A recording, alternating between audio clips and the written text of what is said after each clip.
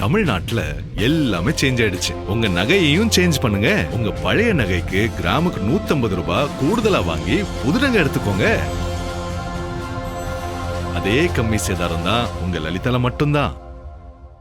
ஆச்சி மசாலா, எந்த சமையலும் ருசி தேடும் ரகசியம் 20 ரூபாய். இன்னைக்கு அந்த கரப்பாம்பூச்சி ரைட்டு இவங்க பணிந்து விட்டார்கள்னு சொல்றாங்க. ஆனா அதை சொல்றது யாரு? காங்கிரஸ், மற்ற கட்சிகள். யாருக்கோ பணிஞ்சது உனக்கு என்ன லாபம்? இப்ப நாளைக்கு சரி இன்னைக்கே எலெக்ஷன் வருதுன்னு வச்சுக்கோங்களேன். அப்ப காங்கிரஸ் போயிட்டு நாங்க தான் பணிய வைத்தோம்னு சொல்ல முடியுமா? இல்ல இந்த மாதிரி ஆயிடுச்சு, மோடி அரசாங்கம் பணிந்து விட்டது, எங்களுக்கு ஓட்டு போடுங்க அப்படின்னு காங்கிரஸ்ல கேட்டா ஓட்டு போட்டுருவாங்களா ஜனங்க? அவங்களால பண்ண முடியாத யாரோ ஒருத்தவங்க பண்ணா அவங்களுக்கு ரைட்டு. அப்ப ஓட்டு யாருக்கு போகும் சார்? அப்போ இது மூன்றாம் கட்சின்னு ஒன்று உருவாகுதா சார்? ஆகலாம். மறுபடியும் காங்கிரஸுக்கு ஆப்பு வைக்கலாம். இந்த ஆப் எதுக்கு நான் ஆப்புன்னு சொல்றேன்னா, அவங்க இப்போ பயங்கர உச்சத்துல இருக்காங்க கரப்பாம்பூச்சி, புரியுதுங்களா? நாங்க மோடியவே வீழ்த்தி விட்டோம், நீங்கெல்லாம் எனக்கு என்னத்துக்கு, நாங்க தனியாவே நிற்போம் அப்படின்ற நிலைமையில இருக்காங்க. நீ போயிட்டு கூட்டணி போய் சேர்ந்தியானா, கூட்டணி தானே சேர்ந்துக்கோ, சீட்டு கிடையாது, பரவாயில்லையா? இது பண்றது யாரு தான்? அமெரிக்கா பின்னாடி இருக்கா இல்ல பாகிஸ்தான் இருக்கா இல்ல யாரு? அமெரிக்கா, சைனா ரெண்டு பேருக்கும் இங்க இந்தியா வளரக்கூடாது, ராகுல் காந்தி பிரைம் மினிஸ்டரா வரணும், ஏன்னா அப்பதான் இந்தியா மறுபடியும் அப்படியே சரிவை நோக்கி செல்லும் அப்படின்றதுல அவங்களுக்கு அசைக்க முடியாத நம்பிக்கை இருக்கு. ரூபான், அவங்கள ஒரே ஒரு கேள்வி கேட்கிறேன். டெல்லியில அந்த போராட்டம் நடந்தப்போ பெண் பத்திரிகையாளர்கள் இந்த பாலியல் வன்முறைன்னே சொல்லலாம், அந்த மாதிரி அவர்கள் மீது கட்டவிழ்த்து விடப்பட்டது.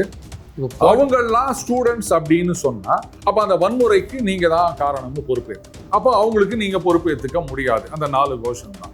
அது தவிர மற்றபடி தரக்குறைவா பேசினவங்க, வன்முறையில ஈடுபட்டவங்க, அவங்க மேல கேஸ் போட்டா அவங்களுக்கு ஏன் எரியுது? அவங்க உங்க ஆளுங்க இல்ல அப்படின்னா நீங்க ஏங்க அவங்க மேல எஃப்ஐஆர் போடக்கூடாதுன்னு சொல்றீங்க? இந்த பிரச்சனைகளுக்கெல்லாம் நான் சொல்றேன், காங்கிரஸ் தான் இந்தியாவில் இருக்க எல்லா பிரச்சனைகளுக்கும் காரணம்.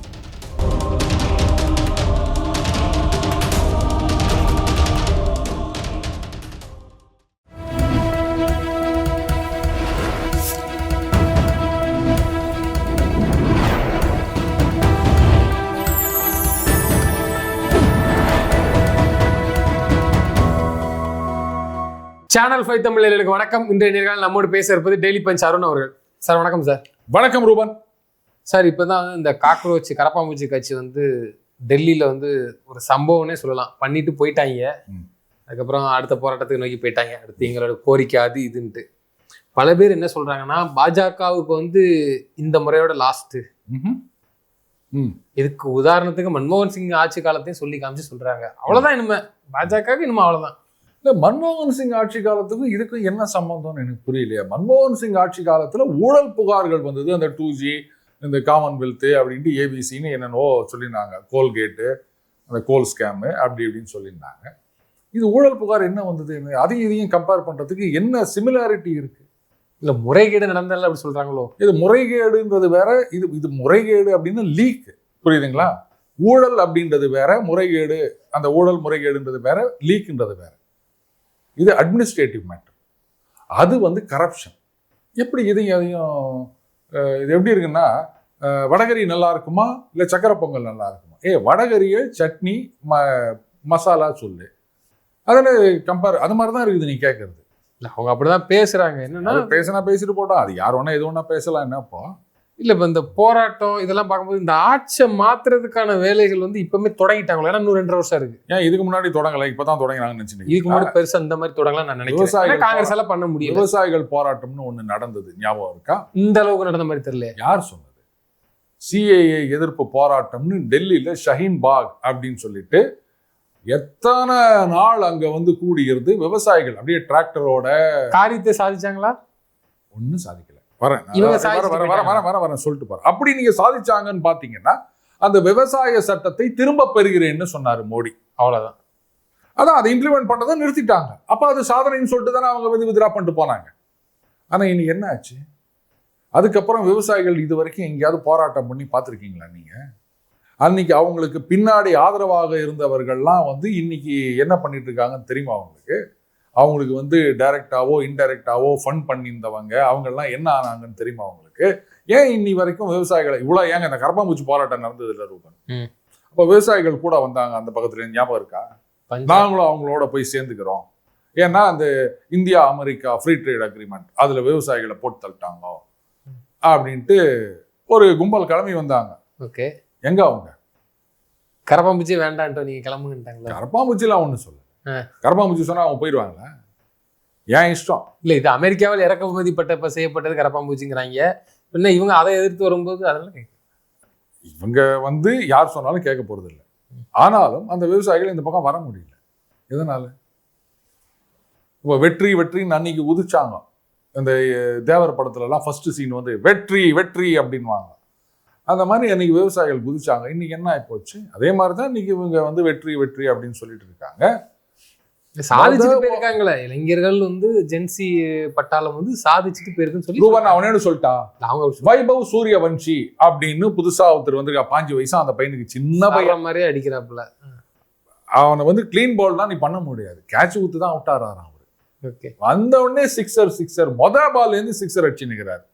ஆனா அவங்க டீம் ஜெயிக்கல. இதுக்கு மேல நான் ஏதாவது சொல்லணுமா? தம்பி, மொத ஓவர்ல 2வது ஓவர்ல இல்ல மொத 5 ஓவர்ல கூட நீ கலக்கிட்டே அது ஒரு பெரிய இது கிடையாது. கடைசி வரைக்கும் நின்று ஆடணும், அதுதான் கப்பு. இப்ப இந்த விஷயத்துல கரப்பாம்பூச்சி போராடின விஷயத்துல பாஜக சைலண்டா இருந்து அவங்கள பெருசா இது பண்ணாம அப்ப ஏதோ காரியத்தை சாதிச்சிருக்குன்னு எடுத்துக்கலாமா? அப்போ சில விஷயங்கள் வெளிப்படையா சொல்ல முடியாது.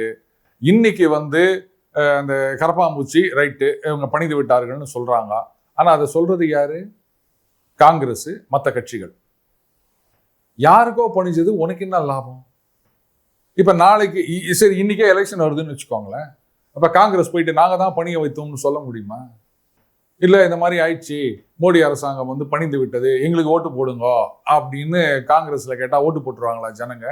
இல்ல, அவங்களால பண்ண முடியாத யாரோ ஒருத்தவங்க பண்ணா அவங்களுக்கு ரைட்டு. அப்ப ஓட்டு யாருக்கு போகும்?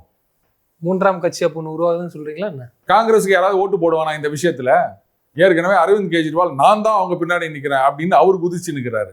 சார், அப்ப இது 3ஆம் கட்சின்னு ஒண்ணு உருவாகுதா சார்? ஆகலாம். மறுபடியும் காங்கிரஸுக்கு ஆப்பு வைக்கலாம். இந்த எதுக்கு நான் ஆப்புன்னு சொல்றேன்னா, இந்த ஆப்பு கட்சின்னு ஒண்ணு இருக்குது இல்லையா?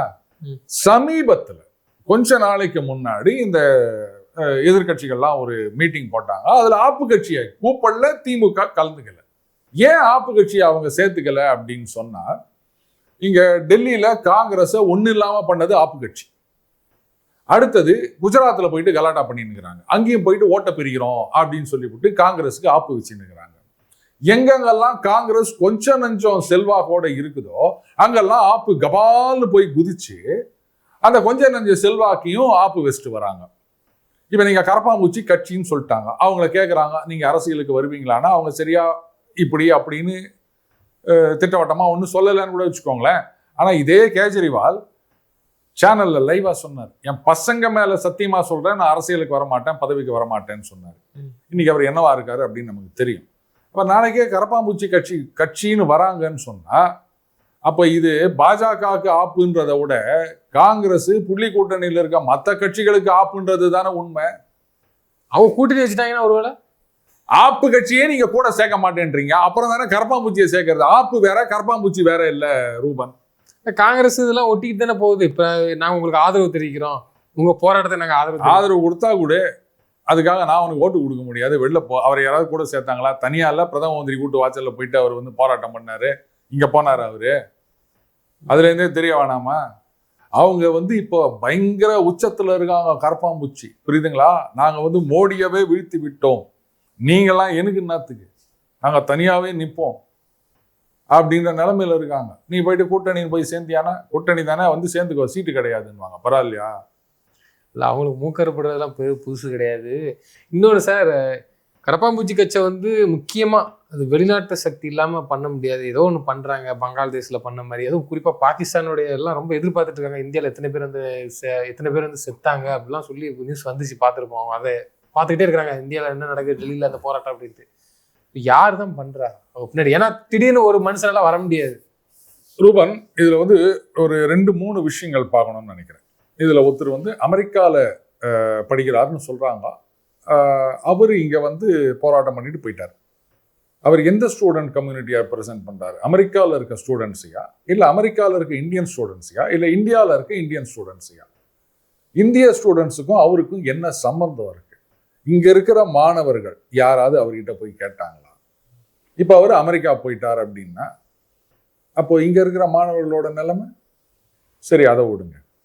அடுத்தது இந்த வெளிநாட்டு சக்திகள் அப்படின்லாம் சொன்னீங்க. இதில் வந்து கிட்டத்தட்ட ஒரு 480 ஐடி வந்து பாகிஸ்தான்லேருந்து ஆப்ரேட் ஆகிற ஐடி. அவங்க வந்து பொய் செய்திகளை எல்லாம் வந்து உசுப்பேத்தி விடுற மாதிரி ஷேர் பண்ணியிருந்தாங்க அப்படின்ட்டு அதெல்லாம் வந்து பிளாக் பண்ணியிருக்காங்க கவர்மெண்ட் ஆஃப் இந்தியாவில். ஆச்சரியமா இருக்குது, அவங்க கூட இது மாதிரிலாம் வேலை செய்வாங்களா அப்படின்னு.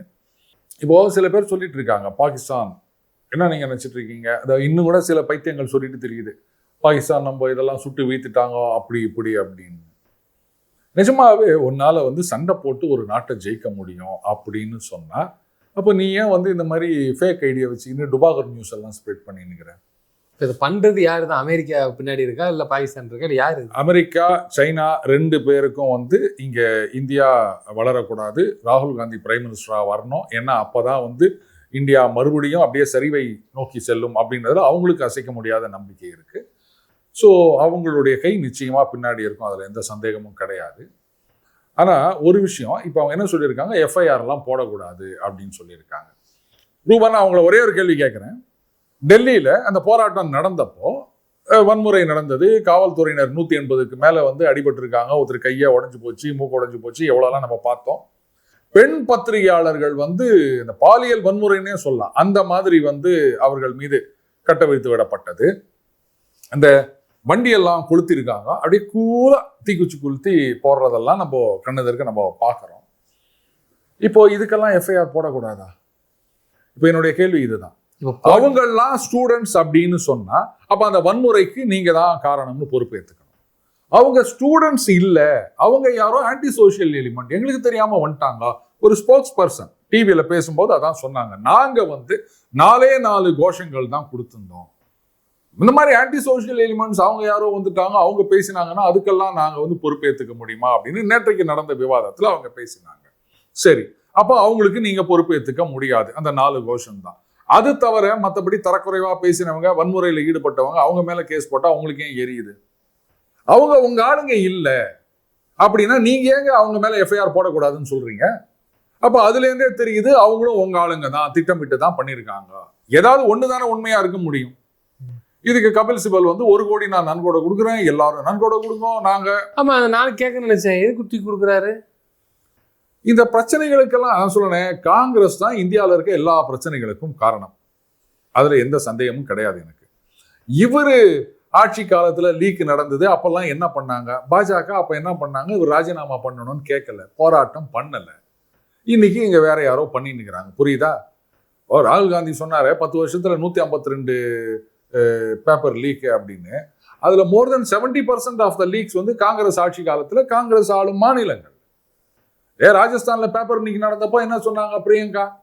அது நேஷனல் ப்ராப்ளம்னாங்க. இப்ப பஞ்சாப்ல லீக் நடந்திருக்கு, அதுக்கு அரவிந்த் கெஜ்ரிவால் என்ன சொல்றாரு? இது பாருங்க, யாரோ வந்து ப்ளூடூத் எனேபிள்டு இதுல வந்து அந்த கொஸ்டின்ஸ் எல்லாம் அப்படியே ஸ்கேன் பண்ணி அமிச்சாரு, இதெல்லாம் லீக்கா?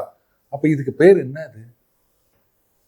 அங்க நடந்ததுக்கு போராட்டம் நடத்துறாங்க, தடியடி நடத்துறாங்க, மண்டை உடையுது. ஆனா அவரை வந்து ராஜினாமா பண்ணணும்னு கேட்க மாட்டாங்க, இங்க மட்டும் கேட்பாங்க. இதுல இருந்தே தெரியுது அது பின்னாடி வெஸ்டட் இன்ட்ரெஸ்ட் இருக்குது அப்படின்னு சொல்லிட்டு. முதல்ல ஸ்டூடெண்ட்ஸ் கம்யூனிட்டின்னு யார் இவங்களை வந்து ரெப்ரசன்ட் பண்றதுக்கு அலோவ் பண்ணாங்க சொல்லுங்க? இவங்கெல்லாம் யாரு? ஸ்டூடெண்ட்ஸா?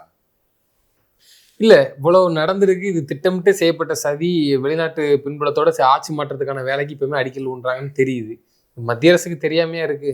அவங்க எதுக்கு இவங்க சொல்றாங்கன்னு சொல்லிட்டு மத்திய அமைச்சரெல்லாம் மாத்தணும்? அப்போ அவங்க கொஞ்சம் இவங்களுக்கு ஒத்துழைச்சு போறாங்கன்னா அப்ப என்னதான் நடக்குது? மக்கள் கேட்பாங்கல்ல.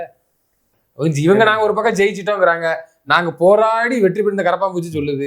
இன்னொரு பக்கம் பிஜேபி காரங்களே சொல்றாங்க, பேசுறாங்க, அவங்களே வாண்டடா பேச்சுவார்த்தைக்கு போய் அவங்க வாங்ஸுங்கெல்லாம் தேநீரை கொடுத்து அதெல்லாம் கலைச்சு இவ்வளவு தூரம் அப்ப இறங்கி வராங்கன்னா அப்ப தப்பு நடந்திருக்கும் அப்படிங்கிற மாதிரி கிரியேட் ஆகுதா சார்? அது தப்பு நடந்திருக்கும்னு சொல்லாதீங்க, லீக் நடந்திருக்கு. லீக் நடந்திருக்கு, அதை வந்து யாரும் மறுக்கல. இந்த லீக்கை கண்டுபிடிச்சது அரசாங்கம், உடனே வந்து நடவடிக்கை எடுக்கிறாங்க, ரீடெஸ்ட் பண்றாங்க, அதுல வந்து ரீடெஸ்ட்ல பாஸ் பண்ணி அட்மிஷன்லாம் நடந்துருக்குது. இதை யாரும் மறுக்கவில்லை. ஆனா ஒரு 1000 பேர் வந்து இந்த மாதிரி கூடிட்டு ஓட்டு போட்ட ஜனங்க அவங்களுக்கெல்லாம் எந்த இதுவும் கிடையாது. ஒரு 10,000 பேர் ஒன்னா சேர்ந்து நீங்க வந்து இவரை தூக்கணும் அப்படின்னா இதுக்கு பேர் டெமோக்ரஸியா? Is it not mobocracy? இது பாஜகவுக்கு தெரியும் தானே. அதுதான் நான் சொல்றேன். சில நேரங்கள்ல நீங்க ரிஜிடா இருந்தீங்கன்னு சொன்னா இது பின்னாடி இன்னும் நிறைய விஷயங்கள் இருக்கு. அந்த FCRE அமெண்ட்மெண்ட் பில் அதை கொண்டு வராங்க, அதுக்கப்புறம் டீலிமிட்டேஷன் பில் கொண்டு வருவாங்க. இந்த FCRE உடனே இவங்கெல்லாம் வந்து மைனாரிட்டிகளுக்கு எதிரானது அப்படின்னு உடனே இந்த கட்சிகள்லாம் உடனே ஒரு போராட்டத்தை நடத்துவாங்க, எல்லாமா ஒண்ணு சேருவாங்க. புரியுதுங்களா? அதுக்கு இடம் கொடுக்க கூடாது அப்படின்றதுக்காக முதல்ல இதை முடிச்சு அமிச்சிட்டாங்க. இப்போ வந்து நாங்க வந்து மறுபடியும் போராட்டம் பண்ணுவோம், அது பண்ணுவோம், இது பண்ணுவோம். இனிமே நீங்க என்ன போராட்டம் பண்ண போறீங்கன்றதை நம்ம பார்க்கலாம். அப்போ தெரியும் எப்படி இதை வந்து மொபிலைஸ் பண்றாங்க, என்ன ஏது அப்படின்னு. இதுல சம்பந்தப்பட்டவர்கள் யாரு என்ன. இதுல வந்து டெல்லி போலீஸ் 2840 பேர் ஆன்டி சோஷியல் எலிமெண்ட்ஸ், இதுல போக்சோ வழக்குல இருக்கவங்க, அதுக்கப்புறம் கொலை வழக்கு இருக்கவங்க, இப்படின்றவங்கள ஐடென்டிஃபை பண்ணிருக்காங்க அந்த போராட்டத்துல கலந்துங்கினதா. இப்ப இவங்க மேல எல்லாம் FIR போடலாமா வேணாமா எனக்கு சொல்லுங்க. கலந்துக்கினதாலன்னு சொல்ல, வன்முறையில ஈடுபட்டவங்க மேல FIR போடலாமா வேணாமா சொல்லுங்க. அப்போ நீட் படிக்கக்கூடிய மாணவர்கள் யாருமே போராடலையா? இங்க எத்தனை பேர் வந்தாங்க? அதான் கேட்கறேன். அதான் நான் அதுல வந்து பேசுறதெல்லாம் பாத்தீங்கன்னா ரொம்ப தமாஷா இருக்கும். அதுல வந்து 3000 பேர் இருந்தாங்களா இன்ஸ்டால ஃபாலோயர்ஸ். இப்ப அந்த போராட்டத்துல கலந்துன பிறகு அப்படியே லட்சக்கணக்கில் ஃபாலோயர்ஸ் வந்துட்டாங்களாம். இங்க நீ எதுக்கு வந்தாங்கன்னு நினைச்சுருக்கிறீங்க? அங்க வந்தவங்கள்ல பெரும்பாலானவர்களுக்கும் நீட்டுக்கும் கிட்டத்தட்ட நான் சொல்றேன் 90%க்கும் நீட்டுக்கும் சம்பந்தமே கிடையாது. புரியுதுங்களா? BA ஆர்ட்ஸ் படிக்கிறேன்னு சொல்றவங்கலாம் அங்க வந்து நிக்கிறான். சரி, ஆர்ட்ஸ்ல என்னடா சப்ஜெக்ட்னா ஜியாகிரபின்றான். BA ஜியாகிரபி எங்கேயாவது தங்கச்சிக்காண்டி அது பணம் இருக்கும். சும்மா இருக்கியா? என்ன படிக்கிறவன்னு கூட தெரியல. இந்த மாதிரி ஆளுங்கள்லாம் இங்க வந்து நான் போராட்டம் பண்றேன்னு வந்து நிற்கிறாங்க. அடுத்தது அங்க வந்து உடனே ரீல்ஸ் எடுக்க வேண்டியது, இன்ஸ்டால போஸ்ட் பண்ண வேண்டியது, சப்ஸ்கிரைபரை ஏத்திக்க வேண்டியது, இதுதான் அங்க பண்ணி நிற்கிறாங்க. இனிமே நடக்க போறது தான் வந்து மெயின் மேட்ச்னு சொல்லுவோம். இது வெறும் ட்ரெய்லர். இதுக்கு மேல என்ன நடக்குதுன்னு பார்த்துட்டு அப்புறம் யாருக்கு வெற்றின்னு முடிவெடுங்க தம்பி. ஃபர்ஸ்ட் ஓவர்லயே 6 சிக்ஸர் கூட நீங்க அடிங்க, வைபவ் சூரியவன்ஷி மாதிரி காட்டுன்னு காட்டுங்க. ஆனா அல்டிமேட்லி யார் கப்பு வாங்குறாங்கன்றது தான் முக்கியம். கொஞ்சம் வெயிட் பண்ணி பாருங்க ஃபைனல் மேட்ச் வரைக்கும். அதுக்கு முன்னாடி கத்தாதீங்க. இதுதான் நான் சொல்லுவேன். இந்த ஃபைனல் மேட்ச்ங்கிறீங்க, இனிமேல் ஆட போற ஆட்டம் தான் ஆட்டமே சொல்றீங்க. அப்படி என்ன அடுத்து என்ன நடக்க போகுது? நடக்க போறதை நீங்க பார்க்க தானே போறீங்க. இப்ப விவசாயிகள்லாம் ஏன் இப்ப போராட்டம் பண்ணல அப்படின்றத பார்த்தா தானே தெரியும். இதுக்கு பின்னாடி ஏதோ லாக் பண்ணிட்டாங்கிறீங்க. ஏன் இப்போ அதுக்கப்புறம் இது இன்னி வரைக்கும் ஏன் எந்த போராட்டமும் நடக்குது? இப்போ விவசாயிகளுக்கு பிரச்சனையே இல்லையா? பிரச்சனையெல்லாம் தீர்ந்துச்சாப்பா? இந்த விவசாய சட்டத்தை நாங்கள் இம்ப்ளிமெண்ட் பண்ணல அப்படின்னு சொன்னோடனே இப்போ விவசாயிகள் பிரச்சனை தீர்ந்து போயிடுச்சு. யாருக்கும் இந்த பிரச்சனையும் இல்லை. அதனால விவசாயிகள் யாரும் போராட்டம் போடலை. இங்கேருந்து எலிக்கறி தின்றேன்னு சொல்லிட்டு போய் போராட்டம் பண்ணாங்க, ஞாபகம் இருக்கா? ஜந்தர் மந்திர தான். இப்போ ஏன் யாரும் அது மாதிரி போராட்டம் பண்ணல? அப்போ விவசாயிகள் பிரச்சனை தீர்ந்துடுச்சா? எந்த பிரச்சனையுமே இல்லையா? இதுக்கெல்லாம் யாராவது பதில் சொல்லுவாங்களா? இதெல்லாம் நீங்க யாராவது யோசிச்சு பார்த்தீங்களா? அதுதான் சொன்னேன், ஃபைனல் மேட்ச் கடைசி பால் வரைக்கும் வெயிட் பண்ணுங்க, யாரு வின்னர் அப்படின்றது அப்போதான் தெரியும். ஓவர் வச்சு முடிவு பண்ணாதீங்க. போதுமா? இன்னொன்று சார், இப்போ பாஜகவை வந்து இந்த முறை வரக்கூடிய பார்லிமெண்ட் எலெக்ஷன்ல வந்து நிச்சயமாக வீழ்த்தப்படுவாங்க அப்படி நாங்கள் சேட்டாலும் என்ன வேணாலும் நடக்கலாம் அப்படிங்கிற மாதிரி ஒரு நரேட்டிவ் செட் ஆகுது கரப்பாம்பூச்சி கட்சி வச்சு. இன்னொன்று ஐயா ஸ்டாலின் சொல்றாரு, 3ஆம் அணி மாதிரி ஒன்று உருவாகுமே தவிர நாங்கள் காங்கிரஸோட போக மாட்டோம் அப்படின்ட்டு. இல்லை, அந்த 3ஆம் அணி தான் ஒருவேளை கரப்பாம்பூச்சி இதெல்லாம் ஒன்று சேருமா? ரூபன், உனக்கு இந்த பழமொழி தெரியல, கூரை ஏறி கோழி பிடிக்க முடியாதவன் வானத்துக்கு ஏறி வைகுண்டம் போறேன்னு சொன்னானா அப்படின்வாங்க. இங்க இருக்கிற ஸ்ரீ வைகுண்டத்துக்கே ஒன்னால வந்து திருநெல்வேலியில இருந்து பஸ்ல போக முடியல, நீ அந்த வைகுண்டத்துக்கு போறியாடான்னு கேட்பாங்க நம்ம ஊர்ல, தெரியல? அந்த மாதிரி சொந்த தொகுதியிலேயே தோத்து போட்டு இவர் 3வது அணி அமைச்சு வந்து நேஷனல் லெவல்ல ஆட்சியை பிடிக்க போறாராம்.